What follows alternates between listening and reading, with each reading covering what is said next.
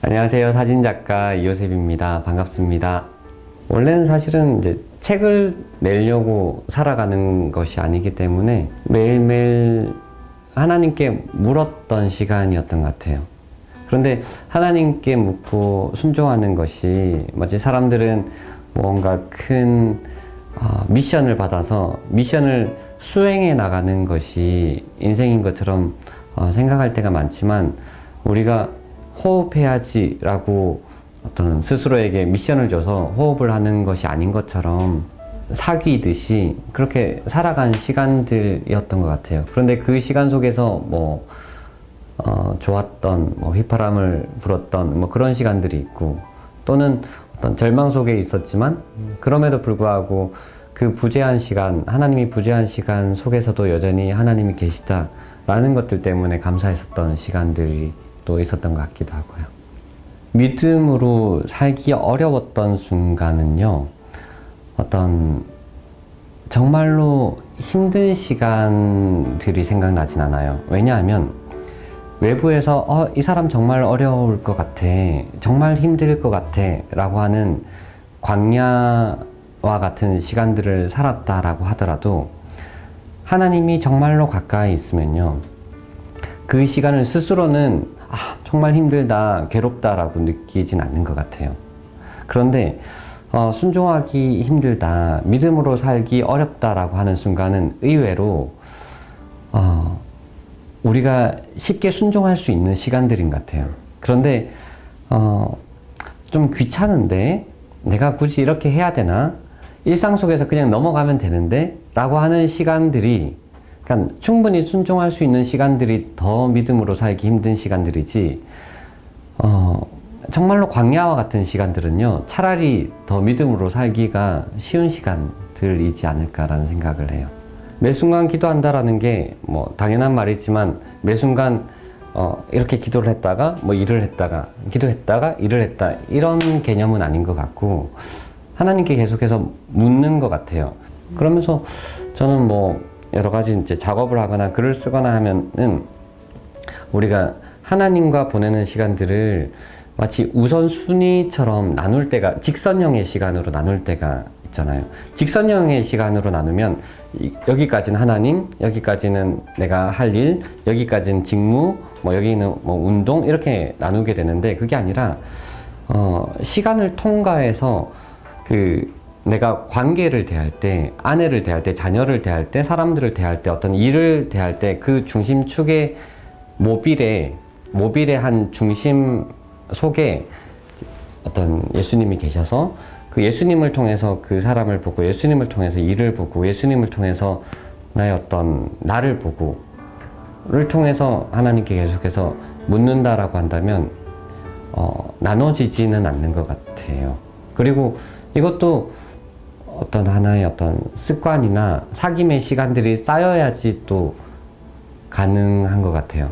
영적이다, 영적이지 않다, 거룩하다, 거룩하지 않다라는 것을 나눠서, 거룩한 것은 하나님께 묻고, 거룩하지 않는 것 또는 세속적이다라고 하는 것을 하나님께 묻지 않는 것이 아니라, 그러니까 그것들까지도 하나님께 묻는 거죠. 하나님, 저 사람이 미워져요. 하나님, 내 마음이 아파요. 나 이거 갖고 싶어요. 라는 것들까지 하나님께 묻는 거죠. 그냥 하나님께 속하지 않은 것이 없습니다. 하나님이 이 땅에 당신이 주권을 가지고 계시고, 하나님이 이 땅을 통치하십니다. 라는 것들을 이제 인정하여 드리는 것이, 저는 이제 하나님께 묻는 것이라고 생각해요. 우리는 사실은 안 보이는 것을 믿고 있어요. 안 보이는 것을 믿고 있는데, 예를 들면은 저는 보이지 않는 것이 보이는 세상을 바꾼다라고 생각을 하거든요. 신앙적인 것을 떠나서라도 나는 아침에 일찍 일어나야지 라는 생각 때문에 아침에 일찍 일어나는 거잖아요. 그죠? 기계가 아닌 이상이야.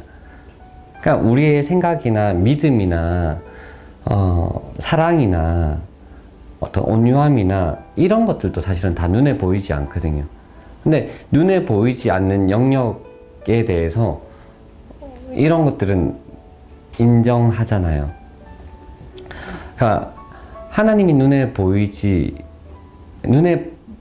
않는다라는 것을 차라리 하나님이 눈에 보이면 믿겠다라고 할 때 과연 믿을까라고 저는 의문하게 돼요. 저는 되게 무능력하고 무관심하신 분이라고 생각했던 것 같아요. 하나님은 사랑이다라는 것은 믿지만 실제적으로 내가 믿는 것은 사실은 믿는 것과 내가 실제로 하는 것을 보면 알잖아요. 내가 정말로 믿는 것인가? 내가 정말로 믿었다면 이렇게 행동하지 않았을 텐데를 봤을 때 내가 하나님은 사랑이십니다 라는 여러 가지 것들을 알고 있었지만 하나님은 무능력하신 분, 하나님은 무관심하신 분, 하나님이 나를 도와주시지 않는다면 나는 내 힘으로 살아가야지 라고 생각했었던 것 같아요. 그런데 제 오해였던 것 같아요. 하나님과 사귀면 사귈수록 하나님은 내게 기대어도 돼. 내게 기대어도 돼. 너가 지금 누구에게 기대어 있니? 친구에게 기대어 있니? 뭐 돈에 기대어 있니? 흔들리지 않을 무언가에 기대어 있니? 그렇다면 내게 기대어 봐. 내가 흔들리지 않는 하나님의 성품 자체가 주님의 인자와 진실이라고 얘기할 때 그 진실이란 에메트라는 단어 자체가 견고한 기대어도 되는 이런 말을 함의하거든요. 하나님 그분이 내게 기대어 봐.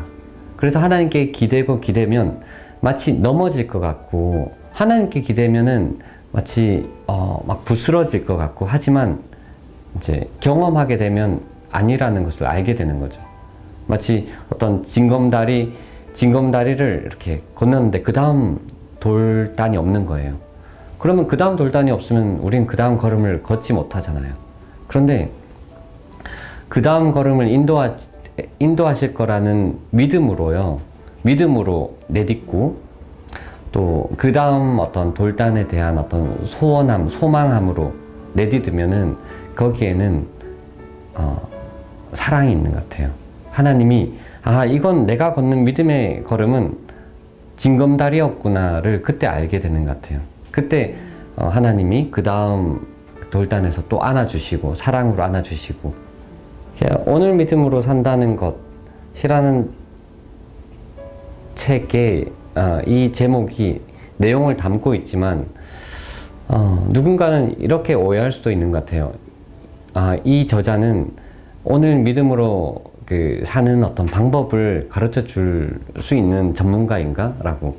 저조차도 책의 저자이지만 믿음으로 어떻게 살아가야 되지를 매일매일 묻고 또 내일을 알지 못하기 때문에 여전히 어떤 불안한 마음을 가지고 있지만 그럼에도 불구하고 나를 향한 하나님의 부르심에 대한 답은 하나님이 알고 계시다라는 거죠. 콜링에 대한 답은 콜러가 알고 있는 거예요. 그렇다라고 한다면 하나님, 내가 오늘 믿음으로 어떻게 살아가야 할까요? 에 대한 답은 하나님께 있습니다. 라는 거죠. 사실은 뭐 책에 그런 내용들을 좀 담긴 했었어요. 그러니까 하나님 내가 이런 고민이 있어요. 하나님 이것들을 풀어냈으면 좋겠어요. 이런 문제들을 풀어냈으면 좋겠어요. 라는 것에 대해서 내가 원하는 답을 주는 것이 아니라 우회 도로를 가르쳐 주시는 것 같아요. 그래서 내 문제와 전혀 다르기 때문에 이 우회 도로가 답을 찾아가는 길인지 모르고 우리는 그렇다면은 하나님 잠깐만 기다리세요. 내가 이 문제를 다 풀고 난 뒤에 이 길을 걸어가 볼게요. 라고 할 때가 많은데 돌아가는 길 같아 보이지만 이 우회 도로가 사실은 답을 찾아가는 길이었다라는 것들을 너무 많이 알게 된 것 같아요. 그리고 또 답답한 수많은 문제들 속에서 하나님이 제게 말씀하신 것은 문제를 이렇게 횡으로 나열하지 말아라 라고 말씀하셨어요. 내게 풀어야 될 문제가 이렇게 있지 라고 횡으로 나열하는 대신에 종으로 나열하게 되면 내 앞에 선 문제는 하나라는 거예요. 그 내 앞에 선 문제를 이렇게 계속해서 처리해 나가면 또 그 다음 문제가 오락 게임처럼 한 칸 또 나오면 또 그 문제를 이렇게 해결하고 또 그 문제를 해결하고 그러다가 이렇게 날이 저물면 내일에 대한 문제는 내 몫이 아닌 거예요. 내일의 문제는 내일에게 맡기고 나는 주님 안에서 평안하게 쉬는 거예요. 마치 엘리베이터 안에서 목적지까지 가야 되는데 내가 아무리 마음이 급하다고 발을 동동그려도 엘리베이터 안에서는 내가 어떻게 할 수가 없는 거예요. 엘리베이터 안에서는 그냥 평안하게 쉬고 뭐 신발끈을 묶고 체력을 아끼고 또 문이 열리면 또 달려가야 하는 것처럼 또 내일이 되면은 또 다음 문제가 또 앞에 서게 되고 그 하나의 문제 앞에서 내가 충실하게 그 일들을 해나갈 때 언젠가 내가 이 문제들을 어떻게 풀어나가야 되지? 라고 생각했었던 그 시간들이 있었는데 이렇게 고백하게 되는 거죠. 하나님, 문제는 영원하지 않습니다. 영원한 것은 하나님이십니다. 하나님, 문제가 영원할 줄 알았는데 문제는 영원하지 않습니다. 영원한 것은 하나님이십니다. 저는 문제에 대해서도 자주 이렇게 기도하고 선포해요. 영원할 것 같은 그것이 사람에 대한 문제이건 환경이나 갈등에 대한 문제이건 간에 이 문제는 영원하지 않습니다. 영원한 것은 하나님이십니다. 하나님이 기뻐하시는 어떤 요소들이 있는데 구약에서부터 계속 어떤 고아와 과부에 대한 또 나그네에 대한 하나님의 마음이 계속해서 이어지고 있고 또 예수님도 가장 작은 자에게 한 것이 곧 나에게 한 것이다 라고 말씀하시는 거죠.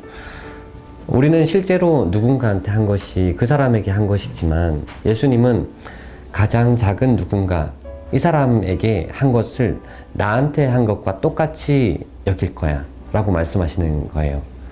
내가 만나는 우리 가정에서 만나는 아이들 또 어떤 아내 또 그 내가 만나는 나의 어떤 환경에서 만나는 한 사람 한 사람이 이렇게 대하면은 그 사람을 안아주면은 마치 예수님 우리가 신앙을 고백하는 믿음의 고백을 하는 이런 고백들을 직접적으로 예수님께 한 것과 똑같이 내가 여길게 라고 하시는 거죠. 작년 한 해에 제가 가장 기억에 남는 가장 감사했었던 하루는요 작년 12월 30일 날 아이들이 다 잠들고 그 아내랑 이렇게 잠들려고 하는데 아내가 내게 이렇게 말했어요. 오빠 우리 이렇게 같이 산 시간들이 오빠랑 산 시간이 너무 감사해. 이제 우리가 더 나이가 이렇게 들면은 이제 늙게 되고 또 죽게 될 텐데 천국에 가서도 오빠가 내 오빠였으면 내 남편이었으면 그래서 같이 살아 주었으면 좋겠어 라고 했었어요. 그런데 그 말이 제게 하나님의 응원의 메시지처럼 들렸어요.